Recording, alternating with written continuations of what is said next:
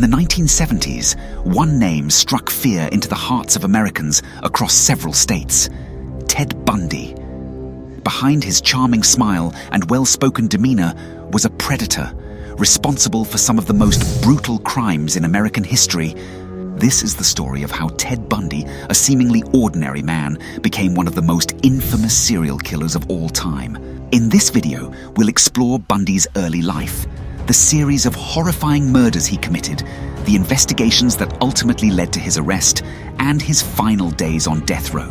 Born on November 24th, 1946, in Burlington, Vermont, Ted Bundy's early life seemed relatively normal, but there were signs of darkness. Raised by his grandparents, he initially believed they were his parents, while his mother posed as his sister. This confusion about his family background would later be cited as one potential cause for his deeply disturbed psyche. Bundy was highly intelligent and had a charismatic personality.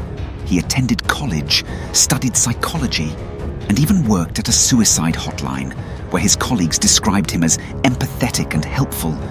Yet beneath the facade, Bundy had developed dark fantasies and exhibited early signs of deviant behavior, such as peeping and theft. In 1974, young women in Washington and Oregon began to disappear without a trace. Many of them were last seen in broad daylight, lured by a polite, handsome man with his arm in a sling, asking for help loading something into his Volkswagen Beetle. This man was Ted Bundy. Bundy had a pattern. He targeted college-aged women who were attractive and often had long hair parted in the middle. He would exploit their empathy by pretending to be injured or in need of assistance. Once they were close enough, he would knock them unconscious and abduct them. The case gained significant attention when, in broad daylight at Lake Sammamish State Park, Bundy brazenly approached multiple women, introducing himself as Ted. By the end of the day, 2 women, Janice Ott and Denise Naslund, were missing, leading police to finally have a name. Bundy's crimes weren't confined to just one state. As police began to close in on his activities in Washington, he moved to Utah, then Colorado, and eventually Florida. In each state, the story was the same: young women disappearing, with Bundy always seeming to be one step ahead of law enforcement. In 1975, Bundy was finally arrested in Utah during a routine traffic stop, where police found burglary tools in his car. As they dug deeper, they discovered he was linked to multiple disappearances. He was eventually convicted of kidnapping Carol DeRonch, one of his few survivors.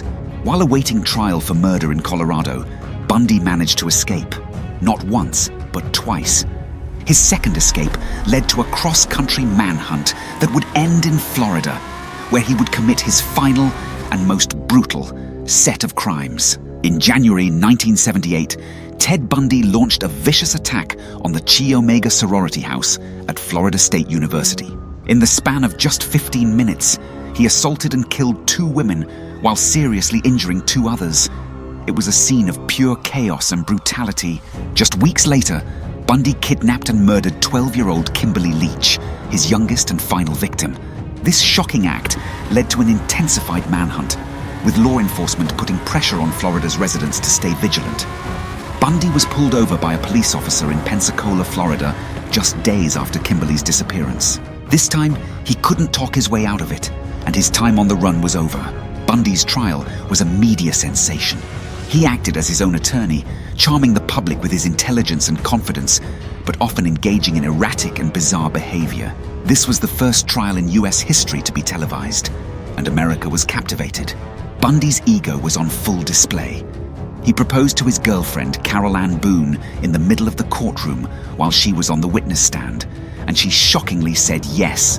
The prosecution presented damning forensic evidence, including bite marks found on one of the victims, which matched Bundy's teeth. In July 1979, Ted Bundy was sentenced to death by electric chair for the Chi Omega murders.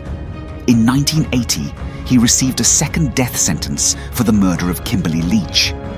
Even after his convictions, Bundy continued to manipulate those around him, claiming innocence while also confessing to various murders.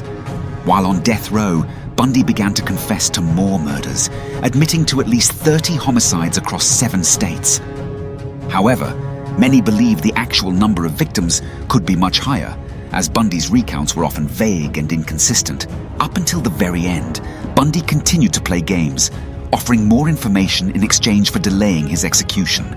He used his charm and intelligence as weapons, even in his final days, to stay relevant in the public's eye. On January 24, 1989, Ted Bundy was executed by electric chair at Florida State Prison. His last words were reported to be a request for love and forgiveness, which seemed hollow considering the decades of pain he caused. Outside the prison, crowds cheered as news of his death spread.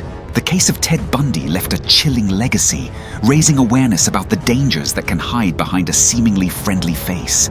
His ability to manipulate and charm his way into victims' lives has made him one of the most studied criminal minds in history. Bundy's case led to improvements in police coordination across states, advancements in forensic science, and a deeper understanding of criminal psychology.